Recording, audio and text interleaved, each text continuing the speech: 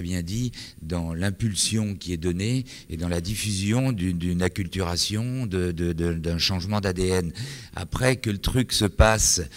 par la prise de possession par un CEO ou un comité de direction ou par un Chief Digital Officer relayé par des CDO dans les différentes unités, j'allais dire peu importe, ce qui compte, c'est le mouvement dans lequel ça va se faire. Alors si on revient à ce qui était exprimé, si effectivement on nomme un CDO et que la méthode utilisée par ce Chief Digital Officer, c'est une méthode top-down à l'ancienne, ça c'est sûr que ça va exploser en plein vol. Enfin, ce serait quand même le comble qu'on voit nommer des Chief Digital Officers et que leur approche soit une approche fondée sur le processus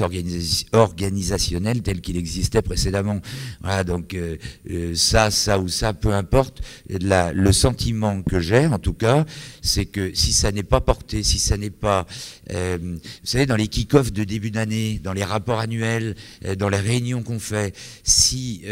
les personnes qui doivent intervenir, et notamment les personnes en position de management, n'affichent pas que c'est pour eux un élément qui est tout à fait essentiel, évidemment que ça ne va pas se diffuser. Mais que ça ne soit pas simplement un discours de communication, que ça soit aussi, et vous l'avez très bien mis en valeur, que ça soit aussi un processus qui fasse que l'évaluation soit par exemple des évaluations de nature collective, que les projets